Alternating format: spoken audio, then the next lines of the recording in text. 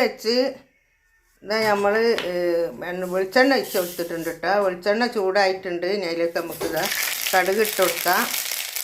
കടുക് ഇട്ട് കൊടുത്തതിൻ്റെ ശേഷം ഇതൊക്കെയാണ് കുറച്ച് വറ്റൽമുളക് ഇട്ട് കൊടുത്ത് എന്നതിൻ്റെ ശേഷം ഇതൊക്കെയാണ് ഇതാ പച്ചമുളക്, കരിവേപ്പില, ഉള്ളി. ഇത് കുറച്ച് പഴുത്ത് പോയി കേട്ടോ. കർമൂസാണിത്. ഇതിലിട്ട് കൊടുക്കുക. കർമൂസ ഇതിലിട്ട് കൊടുക്കുക. എന്നിട്ട് നമ്മൾ നല്ലോണം ഇളക്കി കൊടുക്കുക. ഇത് ഞാൻ വെളുത്തുള്ളി ഒന്നും ഇട്ടിട്ടില്ല കേട്ടോ. ഇത് വെളുത്തുള്ളി ഇടാണ്ട് വെച്ചതാണ്. വെളുത്തുള്ളി പേസ്റ്റൊക്കെ ഉണ്ട്.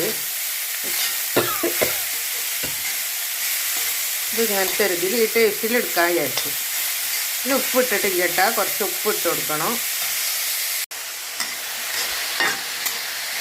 കുറച്ചൊന്ന് പറിക്കാൻ നേരം വെയ്യാൽ തൊലച്ച് പോവുക, പഴുത്ത് പോവുക കർമൂസ.